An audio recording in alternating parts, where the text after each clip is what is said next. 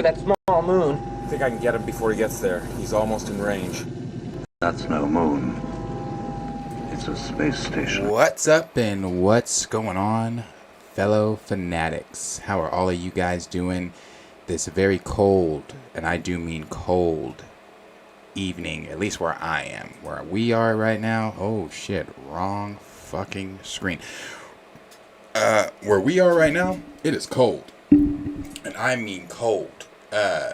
It's cold as shit down here right now. And on top of it being cold, so you guys have to let me know.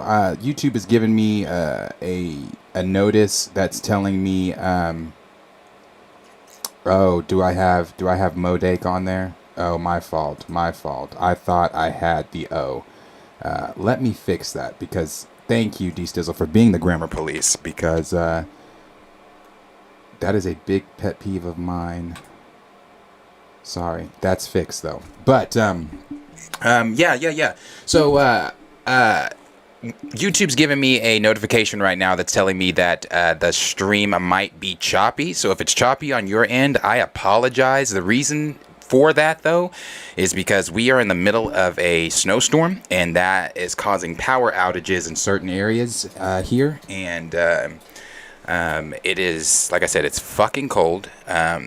It's been snowing all day, and I'm not talking like little flurries. It's been like coming down all day. It's pretty annoying because I just hate the cold. I hate the snow. I like it if it gets us out of work and stuff, but that's not happening where I work. My boss literally put in our group chat, if anybody doesn't want to drive in the morning, I will come pick you up. So I'm like, what the fuck? So no, yeah, I'm not really here for the cold. I'm not a fan of the cold at all. But so if the stream is choppy on your end, I apologize. It's just simply because where we are right now, it's a snowstorm. So yeah, appreciate all you guys being here. Thank you so much, Zang Beto. Appreciate you being here. Raptor Cloak, JD, thank you for being here. And thank you for that comment that you left on the Star Wars Lars McKellen video. That meant so much to me. Like I've said so many times before I get into everything, I'll just say it again. This is the highlight of my day every single day. When I get up here and I get to hang out with you guys and I get to talk shop and I get to, just talk about the things that I love to talk about. Like I said, we were all nerds before being a nerd was cool. So getting to hang out with like-minded people, getting to talk about some of the topics that we're all passionate about, and just not even that aspect of it, but also meeting and getting to know some of you guys outside of the channel and things like that. And it's like I said, I really do appreciate that, JD, and I appreciate all the nice and humbling things that you guys are constantly saying, and all the continuous support. I know I say that a lot, but I really truly do mean it. I don't say something unless I mean it. So thank you guys. It really does mean a lot. So thank you. King Rico, appreciate you being here. D-Stizzle, Connoisseur, triple salute. Only Fanatics, appreciate you being here. Chill Spot, thank you. C Jeezy, thank you for being here. C Jeezy, I think I did. I saw you last night, and I saw Xavier last night in Spoiler King's live stream last night. So yeah, appreciate you heading over there and hanging out with them. Raymond 2000, thank you for being here as always. And again, D-Stizzle, it's too big to be a space station. I'm so glad that you guys hear that, because honestly, I can't hear it on my end. Like, it doesn't show me or let me hear that. So I like the fact that you guys can hear, because I was like, can they hear this, or what is this? So yeah, thank you for that. And Xavier said, yeah, it was a fun stream last night. Spoiler Kings had a very fun stream last night. Great conversation. I'm actually going to be doing something with them here coming up soon. So yeah, it was a very fun stream last night. So as like I said last night, if you haven't gotten a chance to check out Spoiler Kings, please do so. Check out Spoiler Kings and everything that they're doing over there. They have a great channel. But as I always say, yeah, Cleve17, appreciate you being here. Cleve17, you were there last night too. I know, because you subscribed. You subscribed to them last night. So yeah, that's really cool. Thank you for heading over there too. But as I always say too, if you guys would like to, if there's any new viewers watching or anything like that, if you would like to join our Discord, you are more than welcome to. They have conversations in there daily, all the time, and there's several different channels within our Discord, whether it be Marvel, DC, anime, etc., the conversations are definitely happening. And it is also the easiest way for me to get in contact with you when we do giveaways. So whenever I have a giveaway or we play games or something like that and I'm going to give away a prize, it's the easiest way for me to get your mailing information so that you can get that to me and then we can get you the giveaway that you have won. And if you see any topics or something throughout the day or the week that you feel that I should be discussing on the show, you can either DM it to me on Twitter, which might be the easier way to do, or you can send it to me in a private message on Discord if you would like to join. Again, that link is down below in the bio. So yeah, let's get into some things today. We have a few things to get into. We're going to talk. I wasn't going to talk Zoe Saldana. Let me put this out there first. I was not. Actually, I'll say that whenever I get to it. I wasn't going to talk Zoe Saldana, but we're going to talk about Zoe Saldana and her being the first actress, the first black female actress. I want to make sure that point is underlined. The first black female actress, first actress period, to star in 4 films that broke $2 billion at the box office. So we're going to talk about that. We are going to talk about Avengers 5 and what writer Jeff Loveness had to say about throwing some of these Phase 4 characters into the fire and what's about to happen with them. We're going to talk Modok and how some of the reveals there for him and what his role is going to be in Quantumania. And this is also coming from Jeff Loveness, who wrote Quantumania and is also going to be currently writing Kang Dynasty. And the last thing, second to the last thing we're going to talk about is Kang. Also coming, I'm sorry, give me 1 second. T'Challa, I'm going to tell you one time and one time only. You better sit down. I'm not playing that fucking game today. Sit down. We're going to talk about Kang and Jeff Loveness again. How Jeff Loveness, who is the writer for, once more, Quantumania and Kang Dynasty, he's talking about Kang and how Kang differs from Thanos. We're going to talk about that. And the last thing we're going to talk about is something we've talked about over here before, but Kevin Feige has addressed and said some things about it. Kevin Feige seems to believe that audiences will never get tired of superhero movies. And I definitely disagree with that. But we're definitely gonna dive into all these topics and all the things that are being said here today. Let's see, where do we want to start? Actually, we'll just go ahead and start with Zoe. Do I want to start with Zoe? Yeah, we'll go ahead and start with Zoe. We'll start with Zoe Saldana because it's right there, and we'll just move on to the screen. But let's go on and talk about that. Appreciate you being here, K. Dot. Appreciate you being here, Dougie Fresh, and all of you guys. If you haven't, smash that like button. Like I said, it definitely helps us out over here. It gets us in the algorithm and gets these type of videos and the live streams as well. So we appreciate you guys. But again, I was not going to talk Zoe Saldana. I wasn't. But I felt obligated to talk about Zoe Saldana. I felt, I guess my obligation for talking about Zoe Saldana came, I want to make sure I'm wording this all right. You guys know, drama and beef is never something I want to start or have on this channel. I'm not trying to beef with another channel. That's not even an interest of mine or anything like that. But I have not watched John I haven't watched John the past couple days not because I'm upset or anything like that. Like, as you guys know, I've said many times, John, to me, in my opinion, is the blueprint when it comes to having a YouTube show like the one he has. John might spew some shit out of his mouth from, time to time. But you can't deny that he runs a tight ship. You can't deny that he has a very tight, put together daily show. Regardless of what it is you may personally feel about him. And trust me, I do have my personal feelings towards John as well. Although, like I said, he is one of my favorite YouTubers. But as far as like some of the things he says, I can agree with John. But a lot of the time, I'm more disagreeing with John. But again, that does not make or break me as a viewer or fan of John's. But I will say this.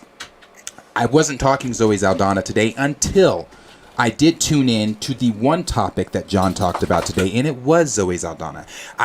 This wasn't intentional. I wasn't intentionally just tuning into that topic, but it was that topic that I tuned into, and when I tuned into that topic, they were discussing her achievements and things like that. Well, while discussing her achievements, John decided to take a hit at... I'm sorry, give me one more moment here. Hey, let me say some shit again. Move. Move. Capone, move.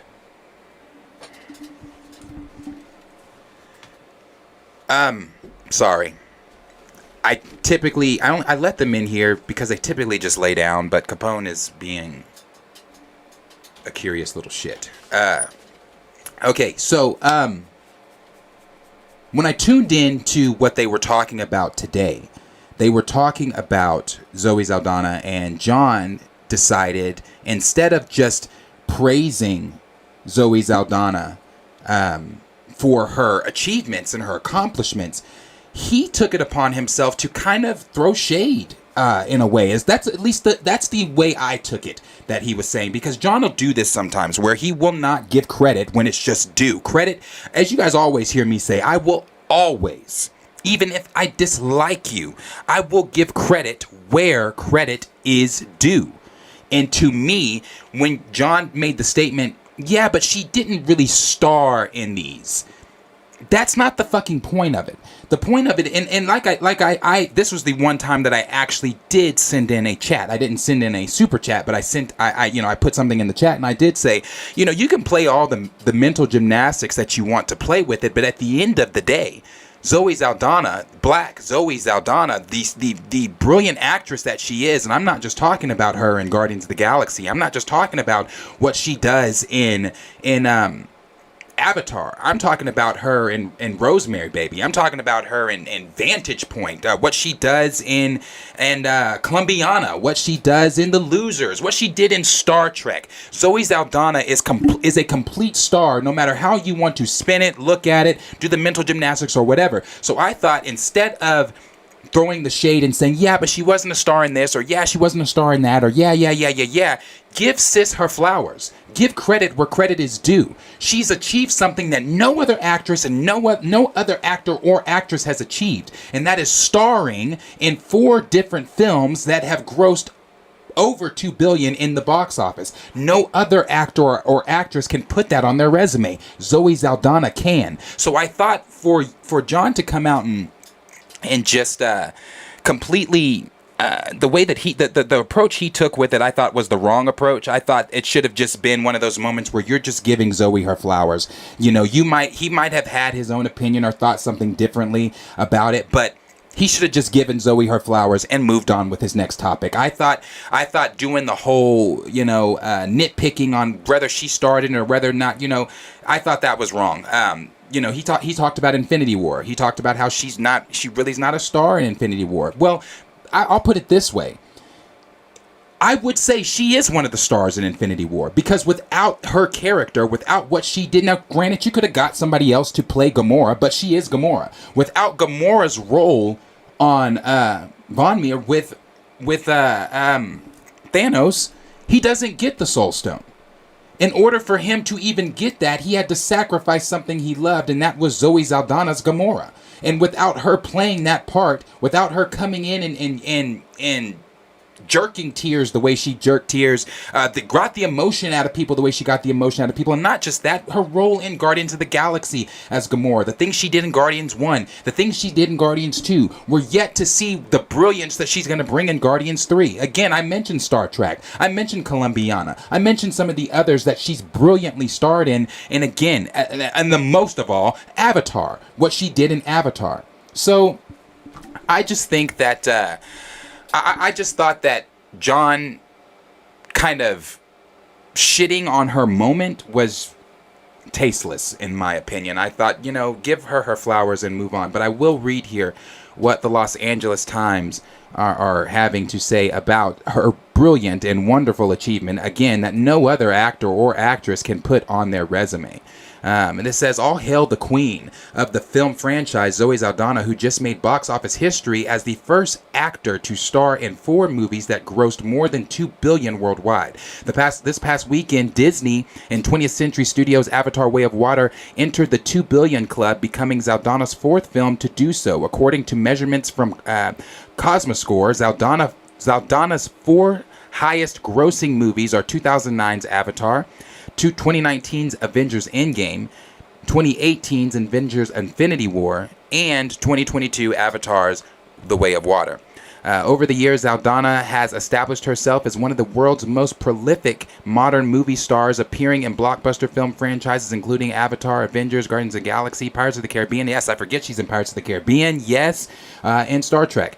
In the Avatar movies, Saldana portrays a fierce Na'vi warrior native to Pandora. In the Marvel Cinematic Universe, she plays Gamora, a no-nonsense member of the Guardians of the Galaxy. This is Saldana speaking. She said, "This is a major accomplishment and an example of perfect career trajectory." I'm sorry, this is not her. This is someone else. Trajectory reflecting the solid role choices made by Saldana and her team," said Paul, senior media analyst of Cosmoscore. And then he goes on to say, if you consider how many people around the world have seen the actor on screen, it truly is mind-boggling, given the near 10 million earned by the films collectively and the footprint of impressions this represents. Again, I like the short, sweet, simple, to the point. Give her flowers. That's it. Short, sweet, and simple. And again, I like that. Just give Zoe her flowers and let her move on. I think this is clap for Zoe, because this is a great accomplishment. This is a great accomplishment for her, not just as an actress, but as a black woman actress, making her way throughout a white-led industry. And I really love the fact that, again, she is a star. Zoe Saldana is a star. One of the things when I watched the Guardians of the Galaxy trailer, you can go back and watch the reaction that we did. I mentioned Zoe a lot in the reaction for the trailer, because I think that she is a great actress. I think that she does bring gravitas, or whatever you want to say, to whatever film she's a part of. So I just thought, again, I wasn't going to talk about it, but I thought, let me go ahead and talk about her. Let me give her her flowers. Let me give her her credit. Let me go ahead and recognize such a brilliant achievement that, again, no other actor nor actress can put on their resume. So, again, let me know what you guys are thinking about Zoe Saldana's achievement as being the first actress or actor to step into the this achievement of having 4 films cross the $2 billion mark, and her starring in all 4 of them. So let me know what you guys are thinking about what's going on with Zoe and her achievements down below. And I'll touch on some of the things that I missed here. Let's see. Xavier said, this should position Zoe for a nice pay grade for sure. Dougie Fresh said, I agree, as long as superhero movies are good. Skillmonger said, salutations, appreciate you being here. Raymond said, oh God, what did he do now? Xavier said, uh-oh, I missed that conversation from John. Yeah, I was in there during that time. After that conversation, I had to, like I said, I deliver at work, so my time to listen is not always what it used to be. So I only got to listen to that conversation. See, Jeezy said this was a stupid take by Campia. It really was. It was stupid. It was tasteless to me.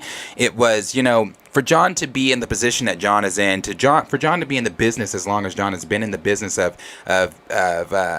being a content creator, being someone that speaks on movies, TV streaming, and things like that. I thought that he should have known better for some of the things that he should have said. That's one of those moments where you don't give your personal opinion. You don't give your personal opinion. Say, yeah, but did she really star in those? Again, no matter how you want to do the parkour, mental gymnastics in your head about it, she starred in those films. She is a star. She simply is a star. Had this been an Emily Blunt or a Heidi Klum or somebody like that, they damn well wouldn't even brought that conversation up. They wouldn't have even said oh, well, did she really star in those? I mean, did she star in those? It's a great accomplishment, but I think we're stretching the word star. That wouldn't have even been a conversation. Had it been an actor or actress to that type, that was one of those type of actresses, that wouldn't even been a conversation. But the simple fact that it was Zoe Saldana, and I'm not going to get into the specifics as to why, because I know why. we had to slight her a little bit. We couldn't just give her flowers, and I didn't like that. So I didn't like that. Let's see. Dougie Fresh said she had a pretty big role in Infinity War. Yeah, she did. Yeah. Nathan said, did they say the same about Samuel Jackson years ago? I wonder. Right. SB Flash said Gamora is the sole reason Thanos got the Soul Stone. Right. That's a good way to put it, too. Skillmonger said, so John is basically saying she's Pippin, not Jordan. Basically, that's a good way of putting it, too. Basically saying that she is the second banana. Or, but again, I don't think you can't put it that way. She's played in so many great things other than the 4 that put her in that 2 billion club, but she's great. J. Rob said her agent is the envy of agents. Yeah.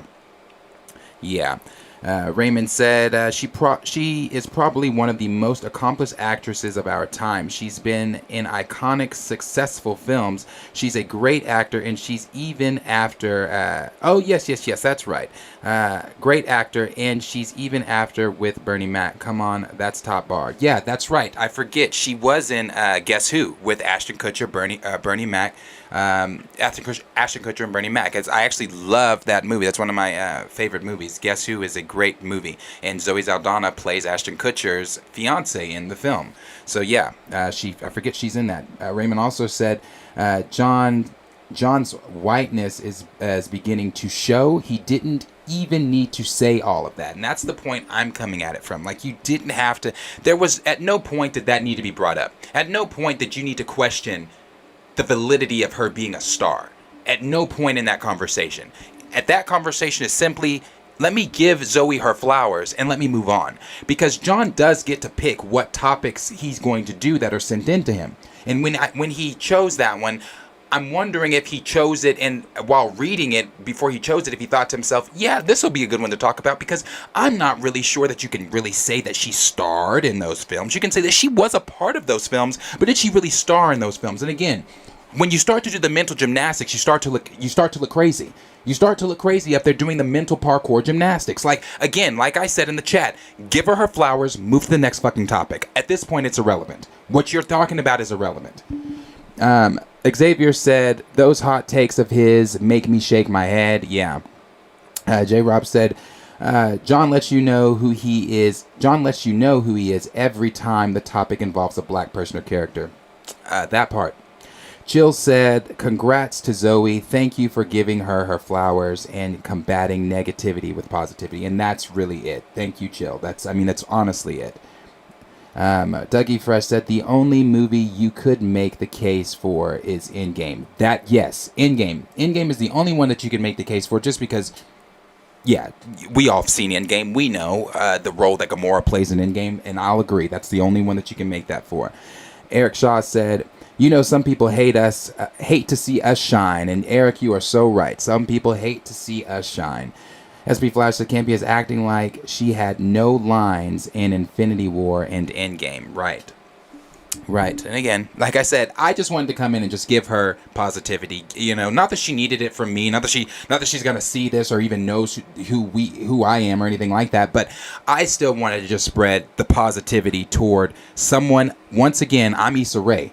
I support everybody black. I support everybody that looks like me, especially when they're doing positive things like Zoe is doing. That's a positive achievement for Zoe. So once again, hats off. I give you your flowers. So we'll move on here to the next topic here. The next topic that we're going to move on to is going to be, let's see here. It's going to be Avengers 5, and we talked about this a little bit yesterday. I said I was going to dive into this, and this is where Jeff Loveness, who is writing Kang Dynasty and writing Quantum Mania, has come in, and he has had some things to say about how the new iteration of the Avengers, this new this new Avengers team and how they're going to be thrown into the fire in Kang Dynasty. It goes on to say, this is coming from the direct that says, Avengers the Kang Dynasty might be years ahead, but head scribe Jeff Loveness is already teasing the involvement of new MCU heroes introduced in Phase 4. Avengers 5 is expected to have a massive cast considering the Earth's mightiest heroes will be up against Kang the Conqueror.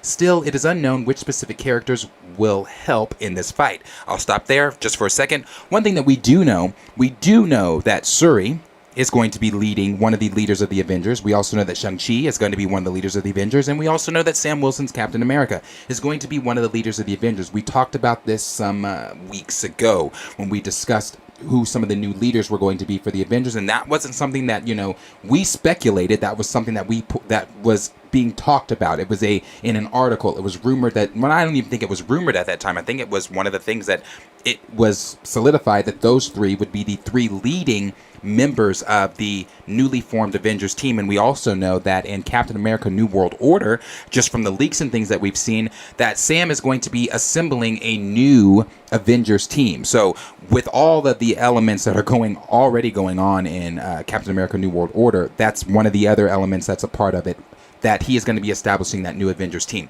But the article then goes on to say, a past rumor revealed that Phase 4 heroes like Sam... Oh, well, there we are. I didn't even know that, okay. A past rumor revealed that Phase 4 heroes like Sam Wilson, Captain America, and Shuri's Black Panther... Sam Wilson's Captain America and Shuri's Black Panther would appear, while Shang-Chi star seemingly confirmed his involvement when he expressed excitement about working with Avengers 5 director Destin Daniel Cretton. Again, and I even forget that Destin Daniel Cretton is directing Kang Dynasty. He is also going to be directing, obviously, Shang-Chi 2. Shang-Chi 2 is going to, I'm assuming, and not just assuming, I feel like common sense would tell us that Shang-Chi 2 is going to play directly into Kang Dynasty, especially if Destin Daniel Cretton is directing it, and it is coming before Kang Dynasty. And I think it's coming toward the end of, I think, going to be coming before the end of toward the end of Phase 5. Actually, don't quote me on that one. I have to check the dates on Shang-Chi 2 again. But we do know that Destin Daniel Cretton is involved on both of those as director. So I'm assuming whatever events happen in Shang-Chi 2 will play into Avengers 5. Then they go on to say, now the movie's writer shared what to expect about these heroes' inclusion in Avengers 5. Speaking with SFX Magazine via Game Raiders, Ant-Man and the Wasp: Quantumania and Avengers 5 Kang Dynasty writer Jeff Loveness talked about Phase 4's new characters and how they will be involved in the upcoming crossover flick. Loveness first shared his thoughts about Phase 4, indicating that it paved the way for the birth of new characters. As I'm building the Avengers, I want it to feel like a generational struggle. Phase 4 felt like the birth of new characters. You're giving everyone a little bit of breath. Then he goes on to say, you're broadening out the universe. You have fun Disney Plus shows that are elevating characters. And then it says, the Avengers 5 scribe then noted that the movie would throw these characters into the fire, meaning that they will be involved in the battle against Kang the Conqueror. And then he goes on to say, and now I think it's time to put the pedal to the gas again, definitely, and really take all these new characters that we like and throw them into the fire. Loveness then hyped up Kang's arrival, describing him as almost this infinite Thanos. Then he says, Kang is a top-tier A-list Avenger villain. What do you do when you feel you're not enough against that? How do you step up to face the challenge of this generation? Who is Thanos on an exponential level? He's almost this infinite Thanos.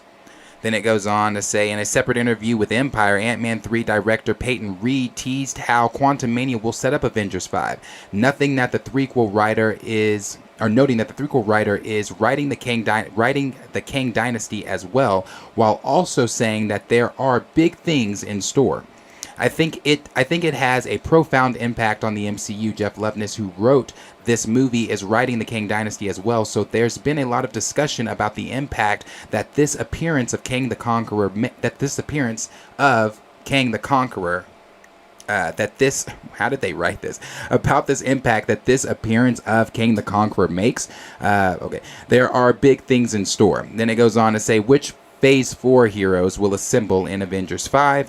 While Avengers, the Kang Dynasty writer Jeff Loveness will have a huge responsibility in juggling all of the heroes that will be involved in the movie, his latest remarks indicate that he has a clear idea of how they will be incorporated in the story. This is important considering Loveness has a task of integrating the new Phase 4 heroes with the already established characters like Doctor Strange and Captain Marvel. This is on top of expanding the role of Jonathan Majors' Kang the Conqueror, similar to how Avengers Infinity War pushed Thanos into the forefront. Loveness's comments about throwing the Phase 4 heroes into the fire suggest that they will immediately be involved in the fight, forcing the Avengers to assemble unexpectedly against Kang.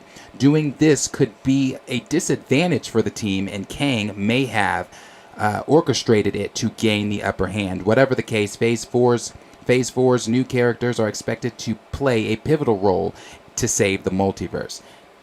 Avengers Kang Dynasty will premiere in theaters May 2nd, 2025. Now, the last part there that they said about, getting thrown into the fire and things like that, as far as the team having to unexpectedly assemble against Kang, we do know just from leaks and things that Kang is going to win, obviously, in Kang Dynasty. He's going to come out on top. The Avengers will lose, and though after that, the story will then progress into Secret Wars. Now, the other thing that they mention here also is that how Quantumania is going to set up Avengers 5, and we've actually talked about that as well too. Peyton Reed has talked about how he doesn't want this Ant-Man iteration to just be another small film within the MCU. He wants it to have ramifications. He wants it to be a big blockbuster type film that's going to actually progress the further mythology of the MCU, and it's actually going to do that. We know just from leaks and things that we've talked about, from listening to Peyton Reed, from listening to Jeff Loveness, from listening to Paul Rudd and others involved in Quantumania speak, that Quantumania, the events in this film, are going to play directly into Kang Dynasty. We also know that, again, take this with a grain of salt, but if the rumors are to be believed, that the Fantastic Four are going to be trapped in the quantum realm toward the end of the film, that we see them in a post-credit scene. They've been there the entire time, blah, blah, blah, captured by Kang. That they are then going to appear in Kang Dynasty with Hope and Scott, who are going to be left in the quantum realm at the end of the film. So if that is to be believed, which Paul Rudd did recently, which we're going to be talking about on Thursday, but Paul Rudd did recently come out and say something about cameos, major cameos being in Quantumania, and what those major cameos could be, I'm not sure. I'm still thinking the Fantastic Four, but again, that is a rumor that we have to take with a massive grain of salt at the moment. But as far as what is going to be going on with Kang Dynasty and how it is how Quantumania is pivotal to the events of Kang Dynasty, and we know that the new Avengers team is going to be getting assembled within New World Order. All of these pieces are starting to come together that are going to slowly be getting us to Kang Dynasty, slowly be getting us to getting to see that version of Kang that is supposed to decimate the Avengers, that is going to bring the Avengers to their knees. And once again, I have said many, many times when we talk about Kang, we have to see that. That is something we need to see. But I've even said we need to see it before Kang Dynasty. We need to be seeing Kang take out Avengers in different universes before Kang Dynasty.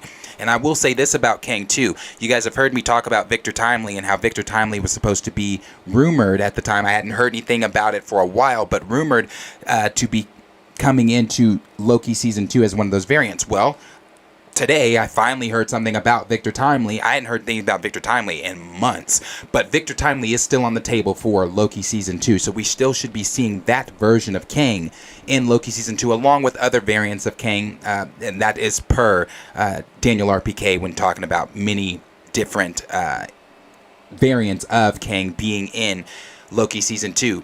But as far as Avengers 5 goes, as far as the lineup, when we talked about Shuri, Shang-Chi, and Sam being a part or leading this team, again, your mileage may vary, and I'm not being negative here. I'm still hopeful, but I'm gonna call a spade a spade. This team's not impressive to me. This roster right now, those three leading members, outside of Shang-Chi, and even somewhat with Shang-Chi, I'm not really impressed. Sam is a powerless man leading a team of super-powered individuals. Make that make sense for me.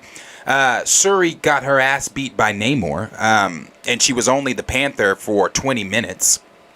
And Shang-Chi, again, with the exception of Shang-Chi, I really don't... Those three leading members...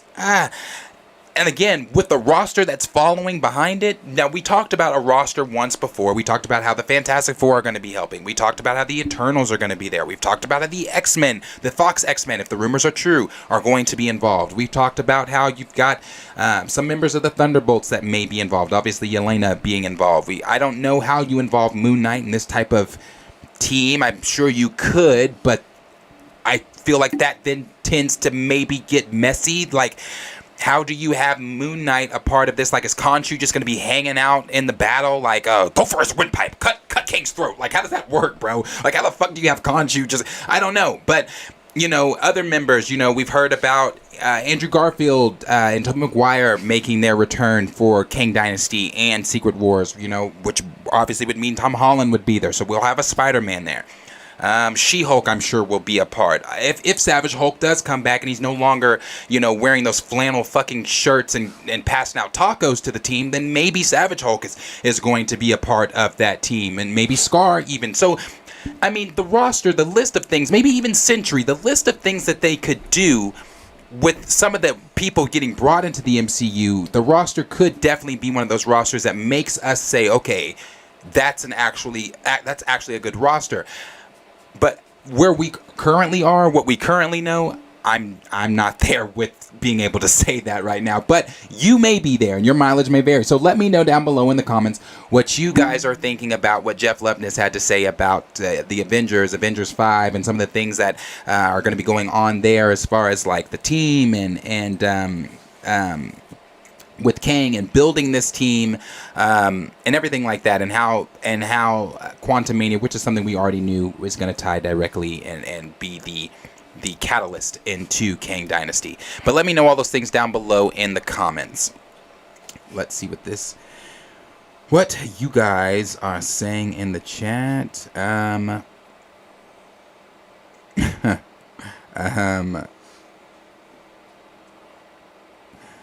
Raymond said, Shuri can't even, never mind. Zane Beto said, the Avengers squad getting packed up by Kang. Oh, they're definitely getting packed up by Kang. Dougie Fresh said, looks like they're going for a really big Avengers team. IDK, who's going to be on the team, though, given Midnight Suns, Young Avengers, taking certain characters out of the running. Yeah. Nathan Moore said, not inspiring. Omega 095 said, China greenlit MCU movies now, 2 billion crosses. Mark coming again for Marvel in the box office. Yes, I did see that the ban is over there. D Stizzle said, all new, all different squad. C Jeezy said, wow, Shuri's graduating to a leadership role. Wow, yeah, that's, I felt the same way. It's like, wow, I can't, but hey, yeah. Snyder said, yo, what's up, Snyder? Appreciate you being here. He also said, all new, all different new Avengers. And then we've got CGs that said recast T'Challa. Yes, I agree. If you recast fucking T'Challa and you take it back to 2018 when he was going to be one of the leading members of the Avengers, it's a different... I have a different tune. But my tune would still be Shang-Chi and T'Challa, because I'm still not there with Sam. Like, you still haven't convinced me that Sam is doing... Maybe that convincing will come in New World Order. But as the Sam we got right now, I'm not convinced Sam is... What team is Sam leading? And how is Sam motivating this team to follow him? Again, we'll have to see. Dan the Man said, team, what team? Ain't no motherfucking team here. Dougie Fresh said, losing on your first assembled isn't a good look, but that's how the cookie crumbles, yeah? Raymond said, sorry, it took me down. This team sucks. Dan the Man said, does this not scream Infinity War and Endgame by having these folks lose against the powerful being in one movie only to defeat him in the next? Oh, I said the same thing, brother. I said the same thing, bro. When I was talking about this with producer Henry, both of us were saying kind of the same thing. Like, is this not repetitive? Is this not what we've already done? Is this not just Infinity War Endgame, just with a different name, different villain, new team? So I thought the same thing. J. Rob said Katie is about to be the leader of the Avengers. Then we've got Omega 095 that said we all know Morbius can eliminate Kang with its Morbin time iconic phrase. Yeah, that's. I'm super excited for Morbius to be a part of Secret Wars. That he is going to be, I'm sure, akin to the Molecule Man. They're going to use him just for like that. So I'm happy that Morbius is going to be a part. D Stizzle said if they were smart, they would build a 20+ member roster for the future, like in Jonathan Hickman's Avengers run. Right. Hungry Almighty said it should have been Doctor Strange, Captain Marvel, and T'Challa as the new three, but instead we're getting Sam Wilson, Shang-Chi, and Shuri. And I agree with the emojis you used there at the end, for sure. Doug A. Fresh said, I see why they need the whole Marvel multiverse to beat Kang. Raptor Cloak said, I wonder if Silver Surfer and Galactus are inside the quantum realm. Would be a great surprise. That would be cool. See, Jeezy said, at least Sam has combat experience. Yeah, he does. He does have combat experience, for sure. I guess my biggest issue with it is it's just like, I mean, Sam is powerless. I mean, yes, he has combat, things like that. But, I mean, you could make the argument Black Widow was powerless too, I guess. But I don't know. If he's supposed to be Cap and he's leading this team, I'm going to be honest with you. I'm just be real with you. If I was a superhero and I had the powers of a literal god, and a man in a powerless man dressed as the American flag came up to me and tried to tell me how we're going to go take out Kang and you want me to follow your orders, fuck you. I have the powers of a god. I'm going to do whatever the fuck I feel is necessary to be done. I'm not following you. So that's, I don't know. We'll have to wait that's just my approach on it. We'll have to see. Dougie Fresh said, I can't see any of them giving Sentry orders. Okay, so that's basically the point I've just made there. Like, can you see Sam looking at Sentry and saying, I need you to, blah, blah, you go do this, and like, I don't know. What are you telling me when I have the powers of a god? Like, I don't know. We'll have to see. Dan the Man said, only way I can see them remixing the game up is having everyone and their mother without their armies go up against Kang and his allies. Sprinkle in some Modok, Enchantress, Baron Mordo. Possibly. K-Dot made a tweet earlier that said having I think he said having the Thunderbolts go against Sentry is like having the Suicide Squad go up against Enchantress. Like, it's an ass whooping just instantly. And I thought that was funny. Let's see. Raymond said the team should have been T'Challa, Sam, Danvers, Spidey, Shang, Wasso. Are you saying what? Okay. Ant-Man, Strange, Mighty Thor, She-Hulk, and maybe Hawkeye, Thor, and Banner. I'd agree with that. Dan the Man said, then in Secret Wars, it's every man for themselves. Omega 095 said, I'm not ready to see Peter in Avengers again after the whole memory erasing. Yeah, I can't wait for, I think one of my most anticipated is Spider-Man 4. Anything Spider-Man, honestly, but I really want to see him be Spider-Man, so I could do without him, with the Avengers for a while. Hungry Almighty said, just a quick question. Don't get me wrong, I don't like Sam Wilson as Cap, but you keep saying he's powerless. But to you, what's the difference between Sam and someone like Nightwing and Daredevil who are... See, that's the point. That's the point I kind of was making when I said, well, I guess you could say Black Widow's powerless and she still did her damn thing. Hawkeye's powerless, he still did his damn thing. Names that you just named, like Daredevil, Nightwing, you know, they're all powerless and they do their thing. I guess my issue with Sam being powerless is none of those guys are, like, outside of Nightwing leading the Titans at one point, when as from the different iterations of that we've seen and things like that, outside of Nightwing doing things like that. But the thing with Nightwing is he was trained by Batman, you know. He's a part of the Bat family. Like, no one a part of the Bat family is ill-equipped. I would say that any of them at any point could be leading members of different teams and have been even. And so I think my issue with Sam being powerless and leading the team is that with Cap had powers. Like, he had the super soldier serum. Like,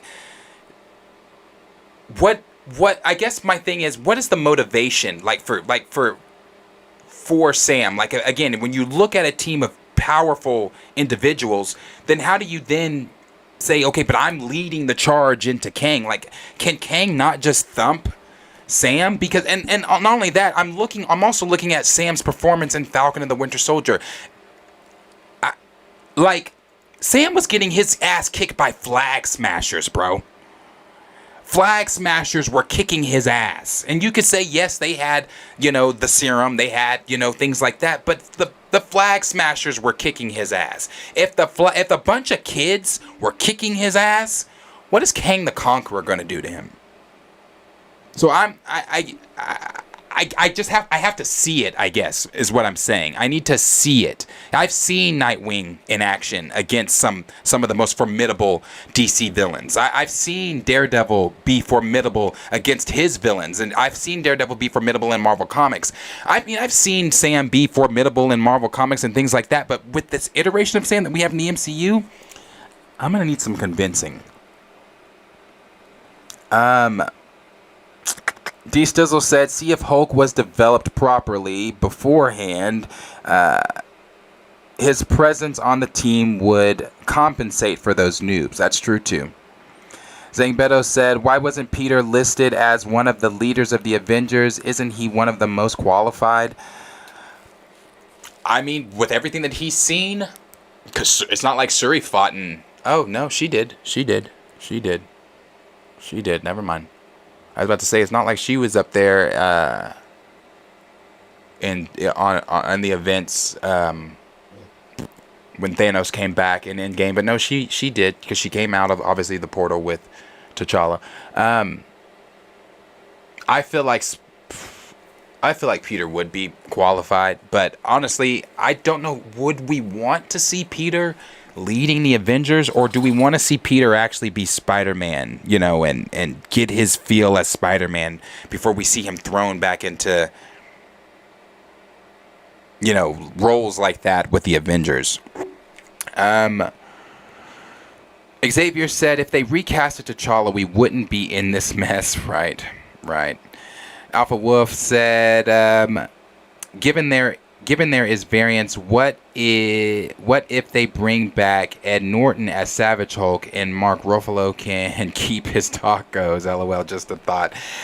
Maybe, you know, I personally really want to, well, I think, yes, okay, so, this is from My Time to Shine, Hello, The Watcher, Can We Get Some Toast, and other scoopers like them have all corroborated this. From my understanding, Norton's not coming back at all, not even as a variant. And the reasoning behind that, just from what I've read from what these scoopers have said, is that because Norton's Hulk is supposed to be Ruffalo's Hulk, like it's the same Hulk. So, and I've seen other people saying, yeah, but you could still use him as a variant. And I would say you could use him as a variant also, but that doesn't seem to be the route that the MCU is going to be taking with it. Who's crying?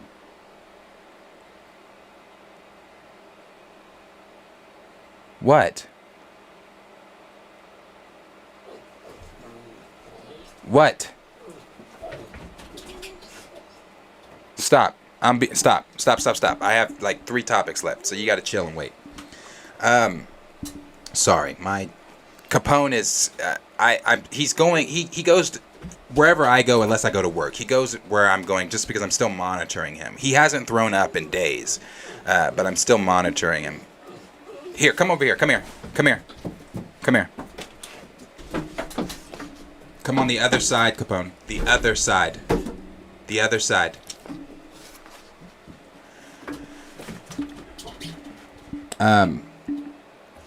Where was I? Yeah, so I don't know for sure that Norton is coming back. D Sizzle said the real T'Challa is definitely needed. Yes, he is. J Beezy said Sam's going to give Kang a speech. Alpha Wolf said I think they're trying to catch that Infinity War Endgame lightning too quick. Yeah, Dan the Man said, what, Capone? What? Hold on. I'm sorry, guys. I'm sorry. Hold on.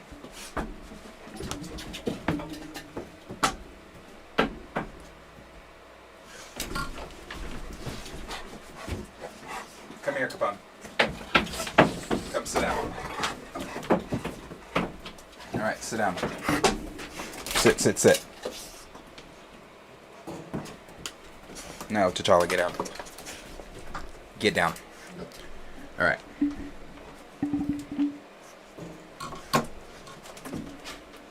All right. Sorry.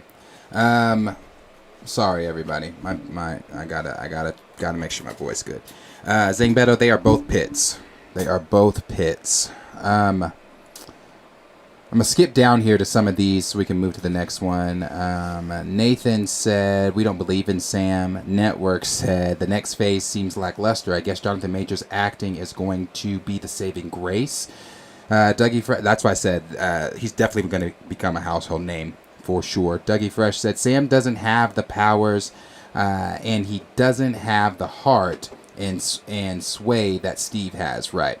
Eric Shaw said, I want to see Kang hurt Scott bad, not my Ant-Man.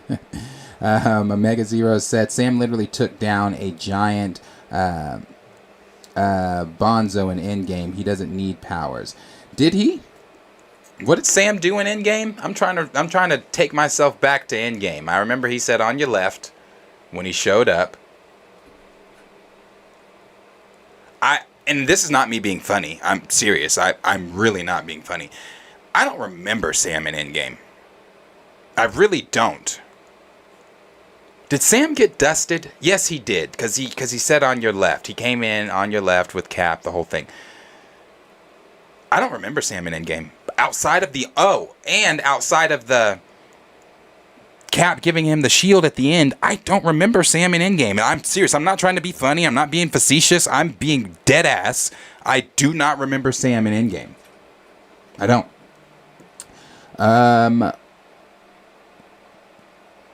CGZ said powerless heroes should show and prove before being given leadership positions. I'd agree to that too.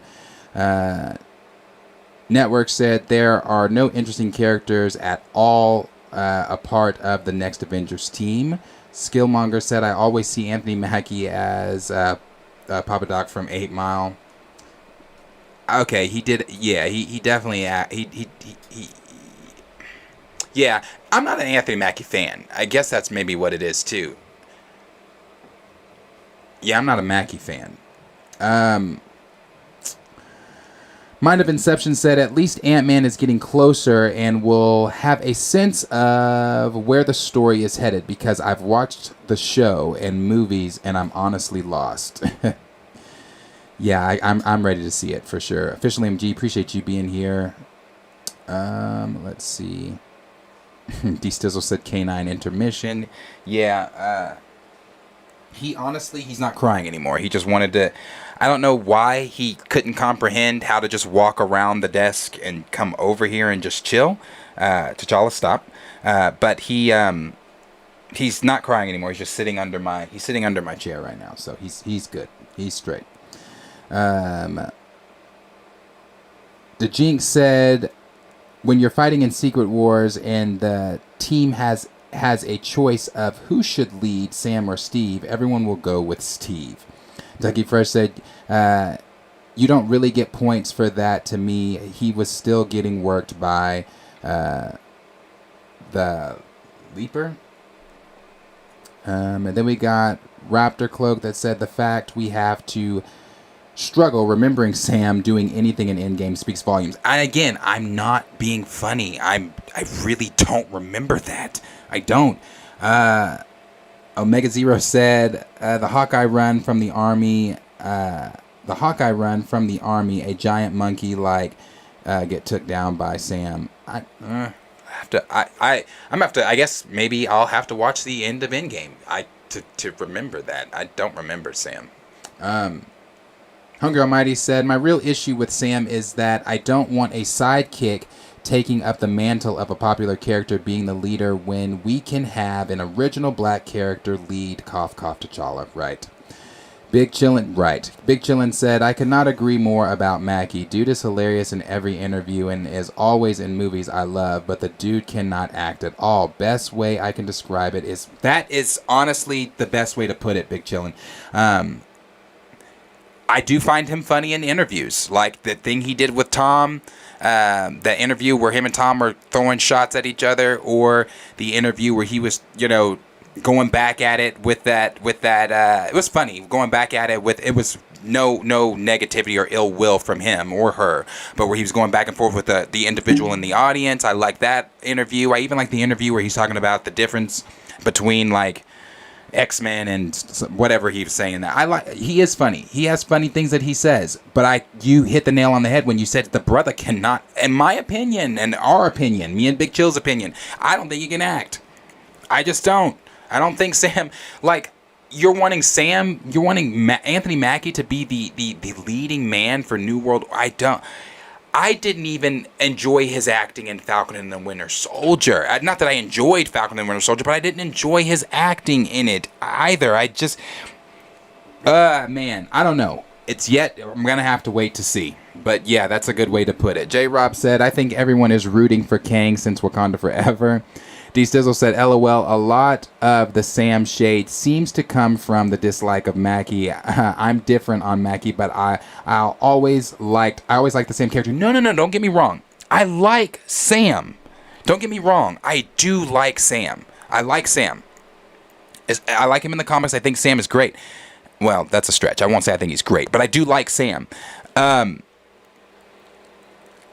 My disdain for Anthony Mackie is definitely separate, but I think he could, if he could act it great, I would have no problem with him being Sam Wilson, but also my issues with the character of Sam Wilson within the MCU is just that the MCU has done little to nothing to get me to care about Sam. Now, maybe in New World Order, maybe I'm gonna start caring about Sam, and maybe their intent was to get us to care about him somewhat in Falcon and Winter Soldier. I still didn't feel it there either, though. I just didn't.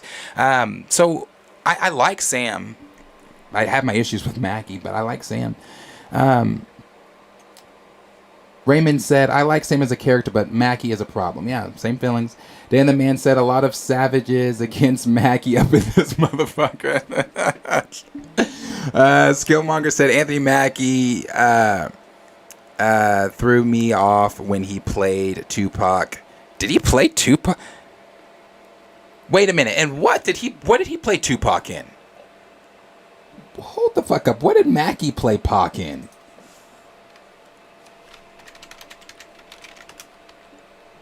I'm sure I've seen it, but did I erase it from my memory?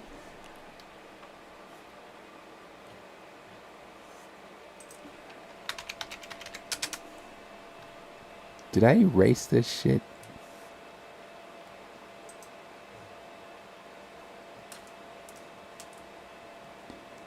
He played Tupac in Notorious? Do I remember that? I need to see an image of him as Tupac. Do I remember that? Oh, shit. I remember that now.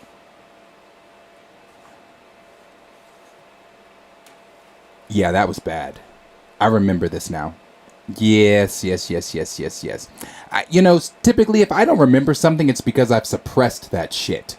So that's probably why I don't remember. I didn't remember that. But now I do. I do remember that. Yeah, that was a whole thing, wasn't it? Oh no. Okay. Officially MG said new team should include Carol, Monica, and Shang-Chi. IDK about the rest. LOL. J. Rob said Mackie is all personality. He's like The Rock, but with a slightly better acting coach. That's a good way to put it too. Snyder said Kang gang. Xavier said I like Anthony Mackie, but I just don't see Sam as a leader in the MCU. That should have gone to the character of T'Challa. Hopefully this all comes together, but I have my doubts. Yeah, it should have been T'Challa, man. Hungry Almighty said Mackie needs other heroes like Bucky in his movies. Now some can say, what about Batman? Batman don't need Robin to have a good movie, but when he does have Robin, he's there to further progress Bats. Yeah.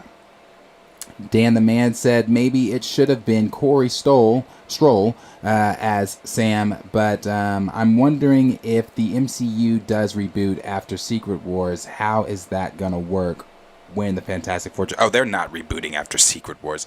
I know people have said that. People want that to happen. That's not happening. Like, they've already got... When they were purchasing the rights to use Jim Shooter's Secret Wars, to use Hickman's Secret Wars, to use Kang Dynasty, to use New World Order, and a couple of the other names that they acquired, they also acquired the rights to use the Eternity Saga. So Eternity Saga is next on their list. When it's coming, is that Phase 7? I don't know, because we've also heard rumored that Phase 7 is the Mutant Saga. So I really don't know, but I definitely can tell you they're not rebooting after Secret Wars. That ain't happening. I'm sure they'll reboot at some point, but it's no time in the near future. Skillmonger said the new Falcon hot toy figure is on point though. Have not seen it, but I do want some hot toys for sure. Hot toys are expensive as fuck, but I do want some. Dougie Fresh said, I like Sam. He's just not fit to replace my favorite MCU character. I need to see how he elevates in New World Order. Yeah. Omega095 said, do you think it's possible for Planet of the Apes enter the Avengers multiverse too? No, I don't. I don't see them doing that or anything like that either. But could we see like no. No, I don't see them doing anything like that either. Alpha Records said, thank you for addressing the John Campea favoritism in his podcast towards certain skin-toned actors. I thought I was the only one. No, brother, you were not the only one. Because like I said, when I tuned in, he was talking about her. I tuned in right as the conversation had started, right as the topic had got underway, and I was just listening, and then when he started like saying, yeah, but yeah, you know how John does, yeah, but can we really call her a star in those? Like, I'm like, what do you mean? Like, just give her fucking flowers and move on. Like, why do you have to make this a whole deal of, is she really a star? Is she this? Is she that? No, she is all of those things. She is a star. She is a bona fide badass. She is a black actress making wonderful strides in white Hollywood, and it just doesn't make sense for me. Well, it makes sense. It makes sense from our point of view, from the point of view that from where you and I are looking at it from Alpha, as like you're taking another. I want to word it right. God.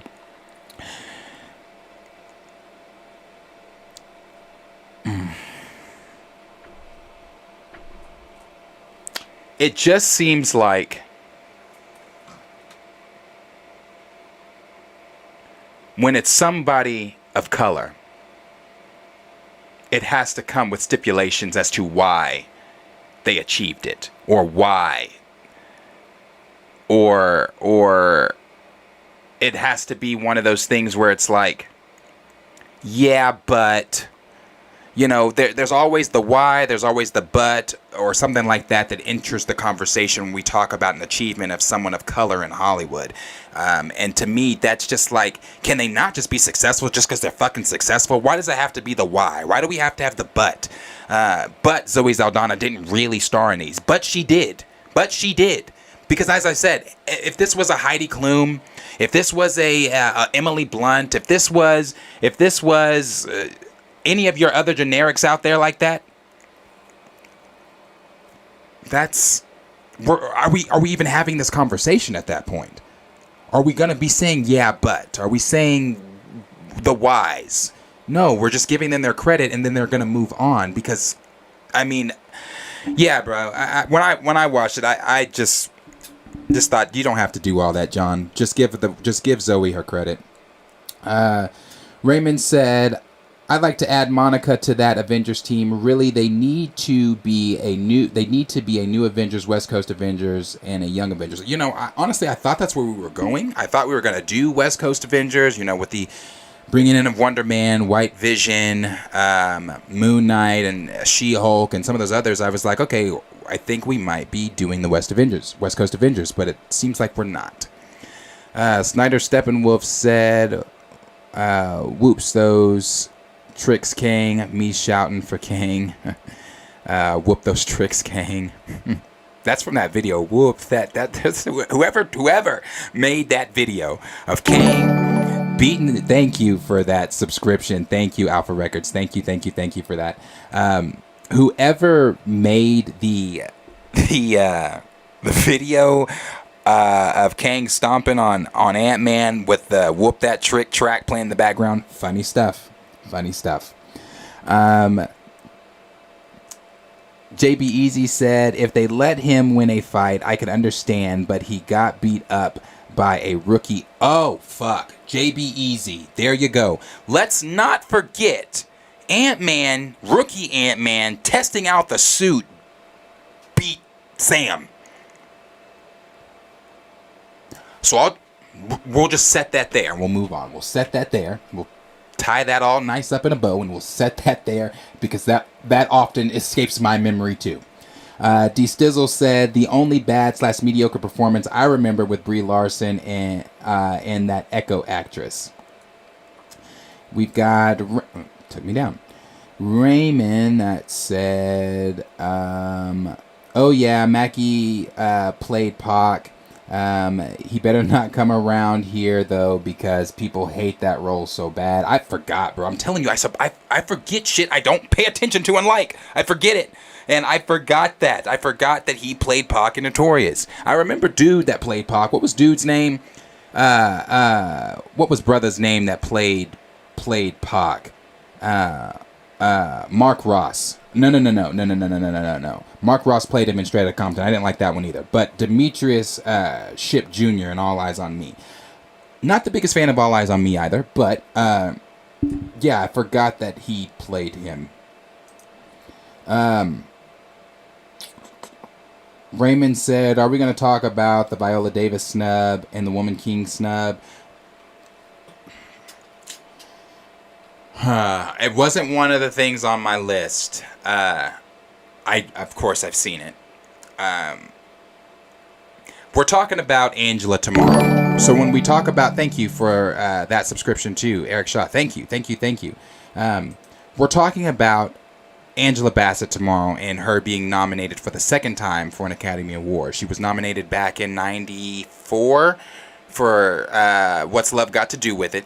And she's now being nominated again for Wakanda Forever for her brilliant role as Queen Ramonda, and the only thing that was remotely good, in my opinion, from Wakanda Forever. So tomorrow when we talk about that, I'll put in some Viola stuff because I have some things I would like to say about it. Yeah. We're constantly overlooked, but because there's no, I'm going to say this tomorrow, but at no point should this be Angela Bassett's, because she better win. And at no point should this be her first Oscar. This will be Angela Bassett's first Oscar. So I can't wait to talk about it tomorrow, because we're going to talk about all the many brilliant roles that Angela Bassett has played outside of where the casual MCU fans know her as Ramonda. Snyder said, Naturi was amazing as Lil Kim. Such a shame that Lil Kim shamed. Well, Lil Kim is a clown her damn self. I'm not a. I was at one point in time in my life. I liked Kim, but I'm a bigger Nicki fan. And when the whole shit was going on between Kim and Nick, I was like, nah, because Nicki gave Kim flowers. You can go. I don't give a fuck what people might say. Nicki gave Kim flowers. In almost every interview Nick did, she was praising Kim. She would say how she was inspired by Kim. This was Kim, or whatever. But then Kim and Remy Ma and all them motherfuckers out there that tried to come for Nicki, blah, blah, blah. It doesn't matter. Nicki is still the queen of rap. I don't give a fuck what anybody says. Nicki is still the queen. We've got... So I'm not big on Kim. Let's see. I must come down some a little bit. Skillmonger said, when he said, "Hey, big," was cringe as fuck. Officially, he said, seems like they're doing multiple Avengers teams. Yes. I'm glad you brought this back up. Multiple Avengers teams between the young West Coast, the main. So seems like some of these characters won't necessarily be on the same team, although are Avengers. I was going to say the same thing, and the reason I was going to say that is because we're still going to have other teams. We're going to have the Thunderbolts team. We're going to have the Fantastic Four. We're going to have the Young Avengers. If the West Coast Avengers is something that they're truly going to do, we're going to have the West Coast Avengers, and then whatever Avengers team that Sam is assembling within New World Order, we'll have that team as well. So you could definitely be right there. Snyder said the Woman King should have been nominated for Oscars, man. We'll talk about it. We are going to talk about it because I have thoughts, bro. We'll talk about it. He also said, yeah, whoever said they're rebooting are wrong. Yeah, they're not rebooting.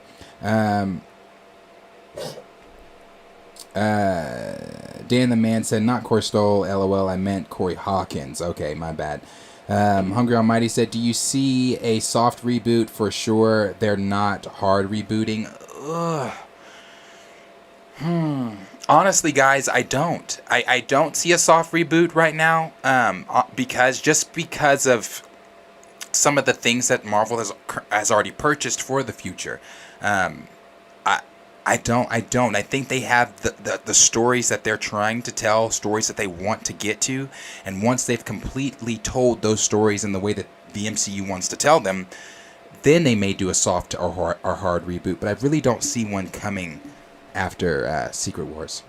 Dougie Fresh said, there's too much progress to reboot. Yeah, D Stizzle said, had no problems with comics Sam becoming Cap. MCU Sam wasn't developed properly to wield that shield. Yeah. And then again, the training montage in Falcon and Winter Soldier didn't convince me that he was. Yeah. Mind of Inception said, yo, that got me hot when he said that. I love John and the crew, but that was outlandish. Give her accolades. Yeah, that was the whole point I was coming from it with. Just like, it was weird. It was like, way to take a moment of positivity, a moment of great achievement, a moment for a black woman in Hollywood that has done something that, again, no other actor or actress can put on their resume. And just shit all on it with, well, is she really, or why the this, or but that? Like, nah, bro. Like, just wait to, like, I just thought that was so fun. And like you said, I love John, bro. I like John. Please make no mistake. I like John. But again, me liking you does not then invalidate me from calling you out on something that I disagree with, that is just pure bullshit that came out of your mouth. Like, that doesn't work that way. I can still like you, though. Skillmonger said, damn, she was in... She was in Drumline. She was Nick's girl. In Drumline, she was, yes, I forgot about that shit. She was in Drumline. That's right. Hungry Almighty said, realistically, Marvel needs to get used to recasting. Realistically, Iron Man never needed to die, and Cap never needed that old man storyline after Endgame. Wait like 3 to 4 years, and bam, recast. I agree. And Chris doesn't want to play anymore. Network said anything to discredit her contributions. Yeah, that's what it really felt like. That's what it felt like. Dan the Man said Drumline was the only movie she gave the brothers a chance. Isn't she married to a white man? I think she's married to a white man too. But again, that doesn't matter to me. Like, love is love. I don't give a fuck who you're married to or anything like that. Love is love. I have my aunt who's married into the family. She's white, and we're like that. I love her. So no, it doesn't. That shit doesn't matter. I'm just, but I know what you're saying. I'm not saying what you said doesn't matter because what you're saying is funny. What I'm saying is, yeah, she's also married to a white man, I believe.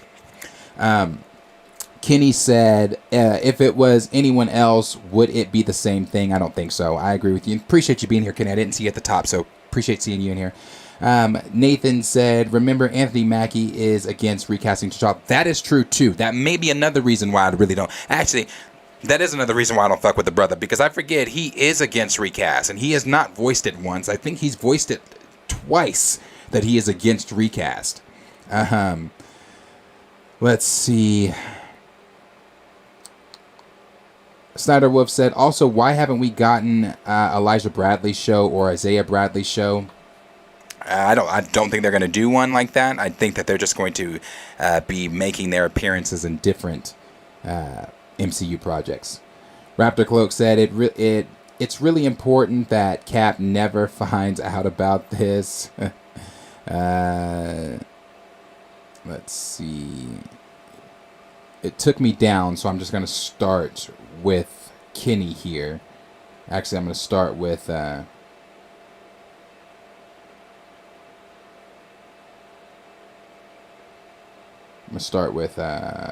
Snyder here. Snyder said, Nikki is my wife in secret, LOL. I love Nick, man. She's definitely not the same Nick she used to be, but I still love her. J-Rob said, the Thought Rapper Wars, I remember. Yes, the Thought Rapper Wars. That was a time. What a time. Dan the Man said, Amin Joseph and Lucas Teal for Luke Cage and Iron Fist. Lucas Teal for Iron Fist. Okay. Kenny said it made Nikki a better rapper and entertainer, though. It definitely did. It definitely did.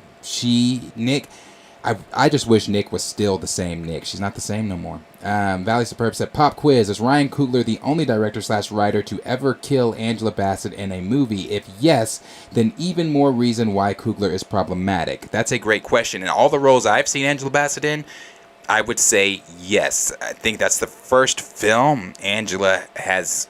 Correct me if I'm wrong, chat. I believe that's the first film where Angela's character has passed. Mind of Inception said, is it possible for Loki to partner up with the Avengers to take down Kang? I think so, for sure. I think he does. Because Loki's seen shit. Loki, it's not the same Loki, which, again, why I love the Loki show. It's not the same Loki. He is a completely different... He's, like he said at the very end, I love that ending scene where he's running through the TVA. He's panicking. People around him are running because whatever's going on. And then he shows up to Hunter B-15 and Mobius, and he's like, Mobius, he's seen everything. He knows everything. He's dangerous. He's coming, and we have, and they're like, who's coming? Who's seen everything? And then he turns and sees the statue of Kang, and they do the close-up on his face, and then the fading away from Kang's statue. Dope. So I think since all the shit that he's seen, the shit that he knows, I feel like he's going to be the Hulk, like how Hulk showed up in when Hulk in Infinity War, when Heimdall sent Hulk to Earth, and Hulk landed in the Sanctorum and said, he's coming. And he's like, Thanos, he's coming. And Doctor Strange said, who? And then, cut to the dun, dun, dun, dun. I think Loki's going to be akin to like something like that, where Loki's going to come telling them, the motherfucker's coming. And not just them, not just Loki. obviously Cassie's going to know too, because Cassie's going to be the only one from the plot leaks that we've read that she's the only one that makes it out of the quantum realm. So that's another person that knows this motherfucker is insane and he's coming. So now there's going to be two people within the MCU who know of Kang and know he's coming. So that's going to be Cassie and Loki. So we could be seeing two different things, and more. I'm sure more and more will be alerted to Kang's whereabouts and what he's after, his motives and things like that. But seems like right now Cassie and Loki would be the only two as of right now that would know anything of Kang. That could be the heralds that are telling everyone. That could be basically the Paul Revere. The British are coming. The British are fucking coming. It could be something like that. Snyder said the Thunderbolts movie with no Thunderbolts members. MCU gonna MCU. LOL. D Stizzle said, don't know if Sam Jackson still has this record, but he held the all-time box office record for total films. He wasn't the lead in several of those films, but it still counts. Yeah, it still counts. D Stizzle said, John is hating as usual. Yeah. Dan the Man said, nah, she's with an Italian. Love is love, though. Okay, yeah, no, definitely. Love is love. I didn't know. She's with an Italian man. That's cool. J Rob said, John has black friends, so you guys could stop now. Oh, I'm definitely not saying John's racist at all. I don't think John's racist. I mean, but I will say this though. Just because you have black friends, that doesn't then mean that you are, not a racist or anything like that. And again, that's not me calling John a racist, because I don't believe that John is a racist. And I'm sure, J-Rob, you're being, I know he's being sarcastic. But there could be someone also that may actually be thinking that, I know he's being sarcastic, but there could be someone that actually thinks that. So I'm just going to finish that thought just because again, as I always tell you guys, we have 61 people currently watching. I appreciate all 61 of you. And all 61 people are not in the chat. So we don't know who's watching. And someone that may be watching may think that way. But I will say this to finish that thought. Just because someone has black friends does not then mean that they are not racist.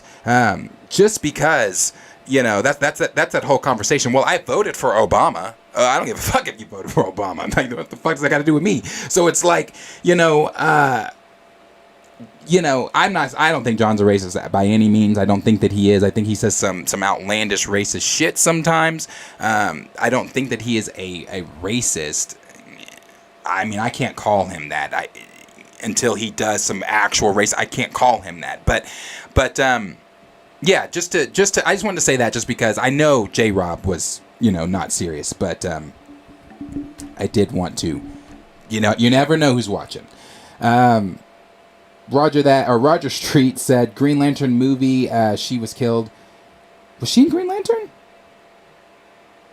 Oh, okay. That's right. That's right. She was one of the scientists. She was. Huh. Okay. Skillmonger said, yeah, she was okay. Scientist in Green Lantern, yeah. D Sizzle said Zoe's a good actress, but I felt she wasn't good catch there, Roger Street. D Sizzle said Zoe's a good actress, but I felt she wasn't that good as Gamora. She didn't disappear into the role like Karen Gillan as Nebula did. Yeah, Karen definitely disappeared into that role as Nebula. And I could even agree with you there on Zoe. Valley Superb said, we don't talk about Green Lantern. Woo, no. Andre Ware said, finally made it back to the chat. Been a rough week with the passing of my mom, but I'm glad to be with y'all. Everybody, can we get some hearts, please? Even if you are not currently in the chat, if you're just watching, can we all please in the chat get some hearts in the chat and send some love Andre's way. If you guys remember, I think it was last week or the week before, Andre let us know that his mother was in the hospital. So definitely want to send as much love to Andre as we can. Andre, you are definitely in my thoughts, prayers, and everyone else's over here. We are definitely looking to be any support that we can to you. I'm here, brother, for you. Anything that you may possibly need, please get with me. So sending you all the love. We'll move to the next topic here. Let's let's move on to that next topic. Let's see. The next topic that we're going to move on to is going to be, again, Jeff Loveness talking about Modok and giving some more insights on what we're going to be seeing in Quantumania and things like that. So I will go ahead and, thank you all you guys for all the beautiful red hearts and all the hearts that are coming in for Andre. It's really nice. Thank you guys all. That's super dope. Thank you. And Andre, like I said, brother, anything you need, you know how to get in contact with me. But yes, for sure. So Jeff Loveness came out and was giving some details on Modok and Modok's and how Modok will be in Quantumania. And again, this is also coming from the direct. So let's go a little bit over Modok before I get into this. I'll pull this down one more time. I don't want to get my dogs all riled up. 1 second. Let me pull this down.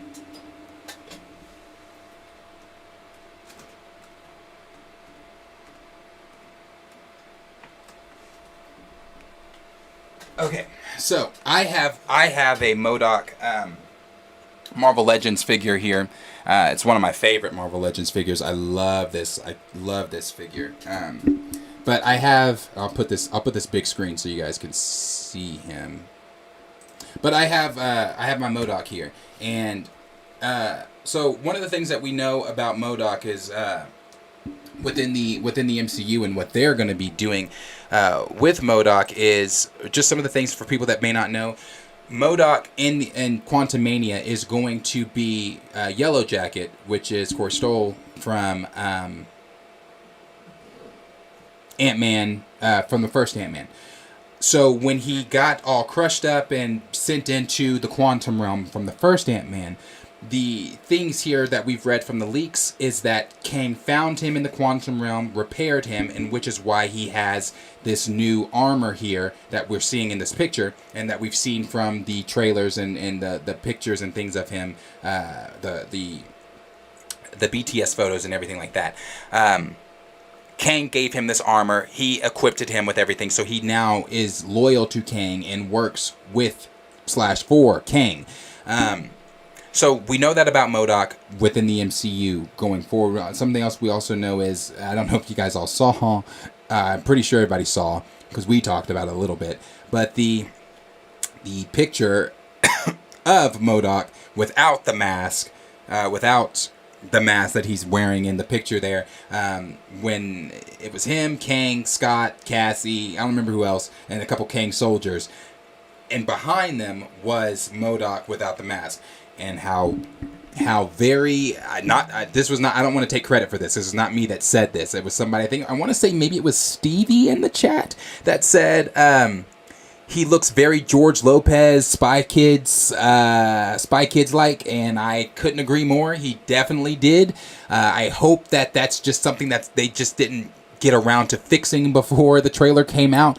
I hope that they do fix that though, because I didn't like the look. I didn't like the way he looked in that at all. But I will go ahead and read here what the direct is saying in way of Modok and what we're going to be getting with him. This is coming from Jeff Loveness, who again is who's writing Kang Dynasty and the writer for Quantumania. The direct had this to say: Jeff Loveness, the writer for Ant-Man and the Wasp Quantumania, has revealed what inspired the film's take on Modok and what audiences can expect. Modok's role in Marvel Studios' first Phase 5 film isn't a surprise. The character has long been rumored to play a part in Ant-Man 3, and Marvel Studios' presentation at 2022 San Diego Comic-Con confirmed as much. Fans then caught a glimpse of Modok's big screen design thanks to a spoilerly Funko Pop, followed by a quick reveal in the Quantumania trailer. The real question is how the MCU's take on the big-headed baddie will differ from the ones in the comics and television. And now, thanks to Marvel Studios' Jeff Loveness, fans have some new insight into Ant-Man 3's Modok. While talking with SFX magazine, Ant-Man and the Wasp Quantumania writer Jeff Loveness shed new light on the MCU's version of Modok and the little bit of extra he had he and Marvel Studios put into the villain. According to Loveness, MODOK is maybe my single favorite thing that I got to do in the movie, and even joked that he may get fired off the Kang Dynasty. Right. They gotta reword how they're wording some of the shit. And even joked that he may get fired. This is how they have it worded. He may get fired off the Kang Dynasty when people see it. Off the Kang Dynasty. Whatever. Then it says, obviously we are very faithful to the comics. With what? Wait a minute. With what? He said, obviously we are very faithful to the comics with the design and the look. I mean, okay, the design and look. Okay, yeah.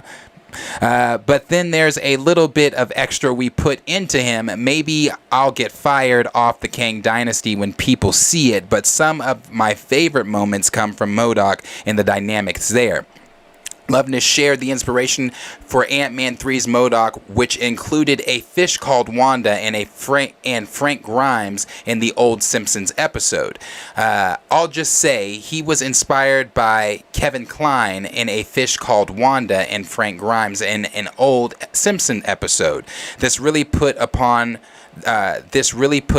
selfish, entitled, but then also deeply sad, insecure man who knows that he got a shit deal in life and is trying to make the best of it. Then he goes on to say, what audience already know about MODOK is the giant face behind the mask is original Ant-Man villain Darren Cross, played by Corey Stoll. At the end of the 2015 film, Cross's Yellow Jacket suit was damaged, resulting in him shrinking uncontrollably and disappearing. Just how Quantumania intends to connect Cross's jump from Yellow Jacket to MODOK remains to be seen. And we know how that's going to go down, as I explained at the very beginning of this. Kang is the one that makes the deal with him, fixes him up, and then he becomes loyal to Kang for the moment. Because if the rumors are to be believed, MODOK is going to betray Kang at the end of the film. Loveness went on to share more about the villain's fragile personality and that Kang isn't the threequel's only threat, saying he's MODOK. He's pretty good at killing people. It's talking about MODOK. Then it goes on to say his ego will crumble the second he's challenged, but then also, like Kevin Kline in A Fish Called Wanda, he's pretty good at killing people. He's a real loose cannon character, and I had a great amount of fun with him. Then Loveness had one last reveal to share. While Kang the Conqueror is the primary villain for Quantumania in the multiversal saga, MODOK has been a part of the threequel from almost day one. That was almost day one in the room. We cracked MODOK as a character, and the movie just became so fun. And Ant-Man 3's MODOK already doomed? While Jeff Loveness didn't reveal much about Corey Stoll's Darren Cross and how he's in the MODOK suit, the Simpsons Frank Grimes comparison suggests that this version of the comic book villain also has an ongoing streak of bad luck. Perhaps he too is looking to rewrite his reality and regain lost time. Loveness referencing A Fish Called Wanda just may be the most intriguing reveal, as just like every Ant-Man film to date in 1988, every Ant-Man film to date, the 1988 film is a heist story where Kevin Kline mean-spirited character fails to succeed. Since Kline's character inspired Marvel Studios' MODOK, it sounds like his bad luck will only continue in Quantumania. It will be interesting to see if Loveness has a different fate in mind in the MCU's MODOK, and how comic book fans will react to the villain cinematic debut. Ant-Man and the Wasp: Quantumania hits theaters February 17th. So those are just some of the things that we do know about. I see all y'all laughing. I'm sorry. I know when I'm reading these articles, I don't get to see the chat, and I see everybody talking about the faithful to the comics. Yeah, bro, that kind of threw me off a little bit. But that's what's going on with MODOK. I guess I'll point out some of the things that stuck out to me that I don't want to be. Where did he say here? what was the part? I'll just say he was inspired by Kevin Kline's A Fish Called Wanda and Frank Grimes in the old Simpsons episode. This really put upon selfish, entitled, but then also deeply sad, insecure man who knows that he's got shit to deal. He got a shit deal in life and is trying to make the best of it. His ego will crumble the second he's challenged, but then also, like Kevin Kline in A Fish Called Wanda, he's pretty good at killing people. He's a real loose cannon character, and I had a great... So, I'm wondering what Modok's role is going to play. Obviously, he's going to have some disdain towards Scott, being as... Scott's the reason he's in the position he's in. Scott's the reason that he is disfigured. Scott's the reason that he now is Modok. So he's obviously going to have some animosity with Scott from the first Ant-Man. He's with him being a loose cannon and things. I don't know. I don't know what to take on that. But the part here where he said, where is it? Obviously, we are very faithful to the comics with the design and look. Now, okay, if you're being faithful to the comics with the design and look, okay, because they're definitely not faithful to the comics in any other way. But they're if you could say the design and look of MODOK, okay, I could say you're faithful to what his. Like he said, the design and look of the character, because that design and look is on par, other than the mask over the front and things like that. But, you know, that's their creative MCU spin that they took on it, and it is what it is. But I guess I'm just interested to see what role MODOK is really going to play, other than the things that we've read from the leaks, that he's going to be the kind of second fiddle to Kang. But Loveness said here also that Kang is not the only villain in the film. Obviously, we know that MODOK is going to be a villain. And obviously, we know just from the leaks that MODOK, I believe, makes it out of the quantum realm. I believe he makes it out of the quantum realm. He and Cassie are the only two that make it out of the quantum realm. I believe Hank, Janet, Hope, and Scott, from the leaks, are the only ones that remain. But Scott and Hope are going... I believe Scott, Hope, Hank, and Janet are going to come out during... well, let me put it this way. The leak said Hope and Scott. The leak said Hope, Scott, and the Fantastic Four are the ones that are going to come out of the quantum realm into Kang Dynasty. Which some people have speculated that Janet and Hank could bite the dust in this film. Don't know, hadn't seen that in the leak or anything like that, but I'm not sure.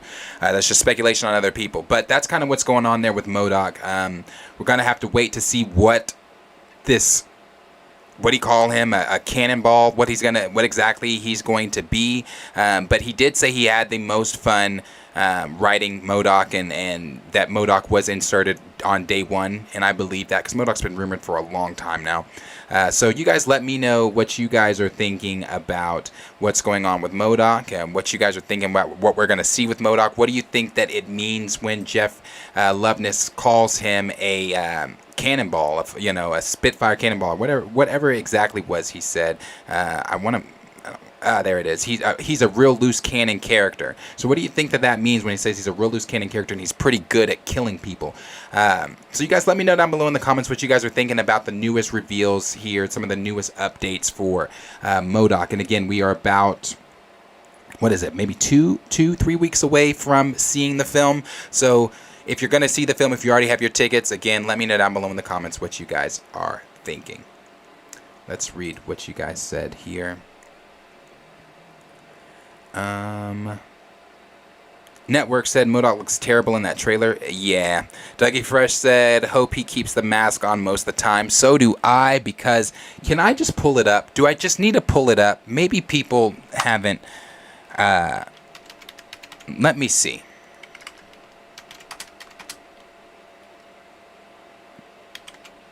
Let's see. Let's see if I can just... I'm sure this picture... I'm sure it has to be on the internet. Oh, it is. And zoomed in, too. That's fantastic. All right. I'm gonna show this.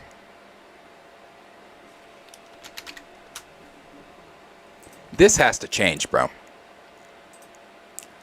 This has to change.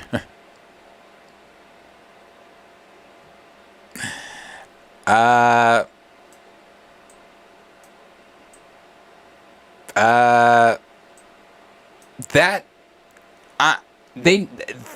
need to do some touch-ups.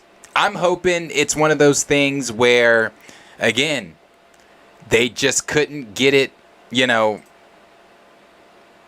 fixed before the trailer aired. But they need to fix that shit. That needs to be fixed. So I agree with you, Dougie Fresh. I hope he has his mask on for most of the time. I'm just going to leave that up. Snyder said, man, they really throwing everything to Kang, LOL. I'm not liking that, to be honest. I not liking that, Kang is the curator of everything either. Near said he looks like a McNugget. Juan said Marvel needs to go back and do that over like Ugly Sonic. Yeah. Snyder said, yeah, that's a yeah, for sure. Snyder said, facts to you for there. D Stizzle said he looks like a melted Lego. Network said he looks like they didn't even try. I'm telling you, this has to just be something just for the trailer because they weren't finished. Like, I just can't see this being... Oh, man. It looks like a fishbowl type thing, bro. It looks like, when you put your face up, like, I imagine that's what we look like to fish when we put our face up to a rounded fishbowl. Like, it looks so weird. It looks so weird. Andre said, Modok always looks so ugly to me. Yeah. Yeah, Modok, it looks, yeah, he's ugly here. He's ugly here. Let's see. D Stizzle said Funko and Lego spoilerly reveals. Everybody laughing at the faithful to comics. J-Rob said faithful to the what? I'm telling you, bro, that threw me off. Faithful to what? Shit threw me off. J-Rob said I'm calling the police. D Stizzle said he should get fired for trolling. He's one of the easiest characters to get right. Easy. Let's see.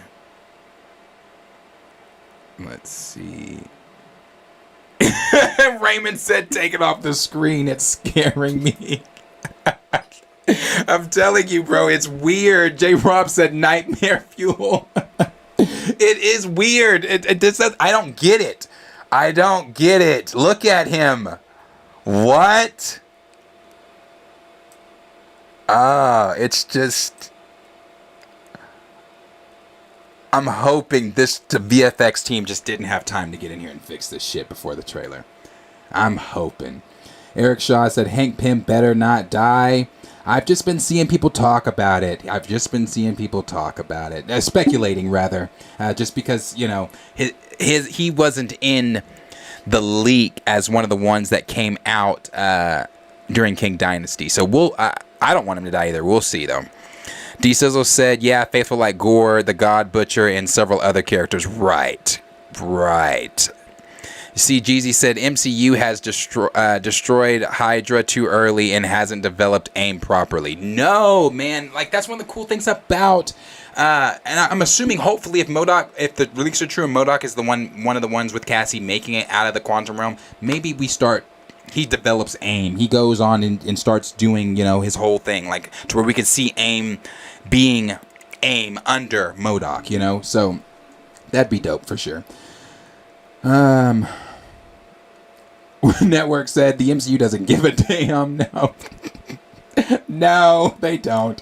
Snyder said facts to Jay. Sir Yuri G said just got in. Appreciate you being here, Sir Yuri G.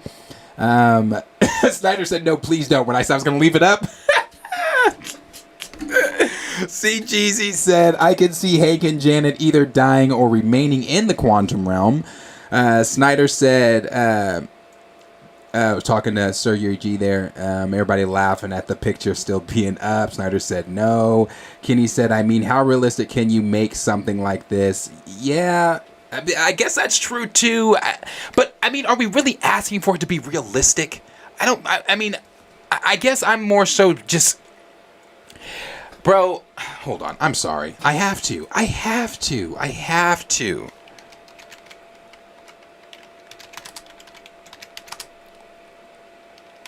Hold on. I have to.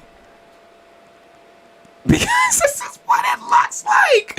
Like, bro, stop. Like, hold on.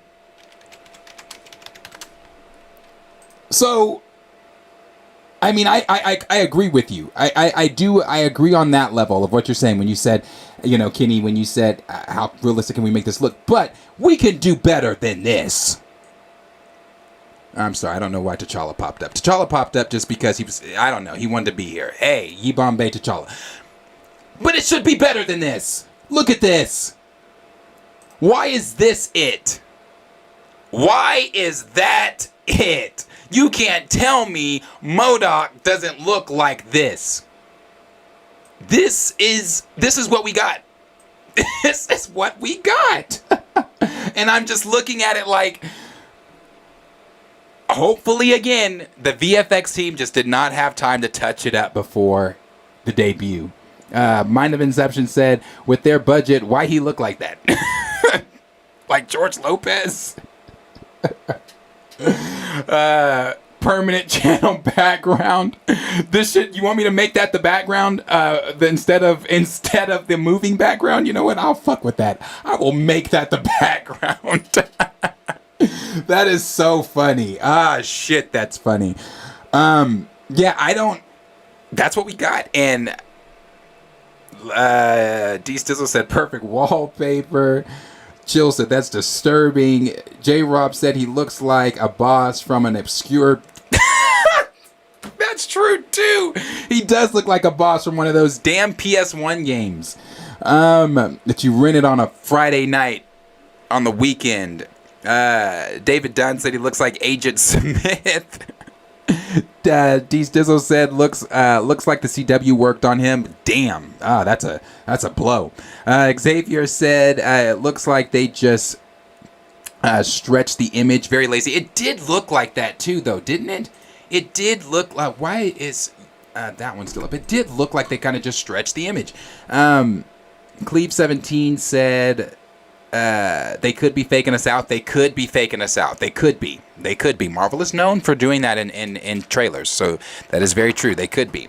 So Yuri G said, what more do we expect from, and I'm quoting Thor from Earth's Mightiest Heroes here, a big head on a child's body.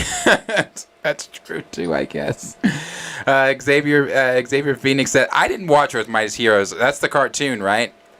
We are talking about the animated show. Again, that's the one I'm gonna watch that with you guys in the members only streams. I'm gonna watch that with you guys because I am interested to watch it. Xavier said that'll give the kiddos nightmares for sure. Oh yeah, nightmare fueled for sure. Snyder said, take this nonsense off. Professor Film Fan laughing. Dorian Clayton said, Agents of S.H.I.E.L.D. did Hydra the best. I'll agree with that, too. Snyder said, just make him... sorry, it took me down. Just make him look deformed, alien, and with glowing eyes. It's not hard, MCU. Kenny said, that's actually better, no cap. Why are you not... Where's the lie? But where is the lie? Hold on. You guys tell me. What looks better? What looks better? That? I'll leave it up for like 5 seconds. Or...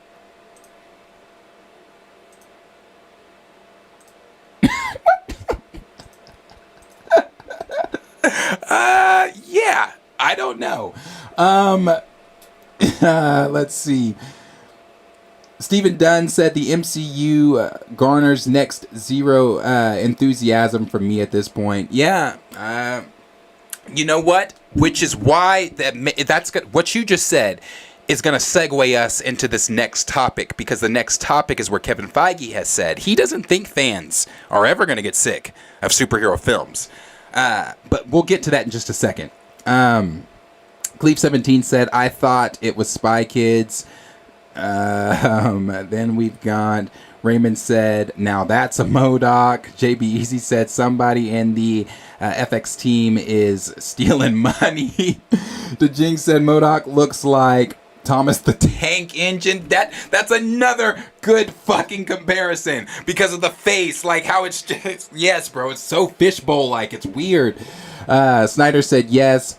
The cartoon, Darius, you gotta watch it, brother. I know. I'm gonna watch that with you guys. I want to watch. If I watch, I'm watching it with y'all. I'm definitely gonna watch. D Sizzle said Avengers: Earth Mightiest Heroes required viewing for any Marvel fan. I'm gonna do it, guys. I'm gonna do it. I am. Omega Zero said VFX team, we're tired of your crap. Here's your Modok Feige. Mr. Electric looks better. That's from Snyder. Dougie Fresh said Mr. Electric got it. Yeah, it's looking like it. God, man. Raymond said Avengers Earth Mightiest Heroes is the blueprint, or at least it should be the blueprint. Snyder said Feige is delusional as fuck for that. That's why I call him Whack Feige. D Sizzle said they look related. Valley said Marvel saw Avatar 2, so they provided bad CGI and said balanced, like all things should be. Saying Beto said I'm already sick of this mediocre phase 4 superhero movie. That shit, y'all are on today, bro. The chat is on today. That is funny. D Stizzle said, well, the studio has been overworking the VFX artists. Yeah, that too. We've heard about that shit since the No Way Home days. So that's true. That is true. Omega Zero said Zack Snyder with low budget can make a decent Martian Manhunter. Why? Mind you, he did that in his house, in his garage. A lot of the scenes, let Ben Affleck tell it, they filmed in his backyard. So, I don't know. You tell me. I'm sorry. Clout said there were many rumors a while back claiming yes. Jim Carrey was cast as Modok for the film. Just wondering, how do you think he would have done with the role, hypothetically speaking? I remember that. I remember when Jim Carrey was rumored, and I was so for it. I remember when that when that came out. The direct shared it, and I was like, "Oh my god, perfect casting for Modok. Jim Carrey would be great as Modok. I thought he would have been great. I thought he would have been great as MODOK. So I really hate that this is the way they went. I mean, I don't want to say I hate this the way they went because I haven't seen it yet, obviously. I like the idea of Darren Cross, in the quantum realm, fragile. I imagine him looking the way Voldemort looked when Harry and Dumbledore were in that all-white train station and Voldemort was just in that fetal position on the ground. I imagine Kang finding him in that fetal position, making some type of deal with him and then putting him back together. I like that idea, but I preferred the Jim Carrey. I like Jim Carrey as MODOK. I thought that would have, I thought he would have honestly done great. JB Easy said, by the way, there's more T'Challa in Avengers Assembled than in the MCU. SMH. I heard that they do T'Challa very well in Earth's Mightiest Heroes, just from what everybody's told me. Snyder said, because Zack actually gives a damn, unlike the MCU. Right. D Stizzle said, too much work and not enough time. They gotta cut corners.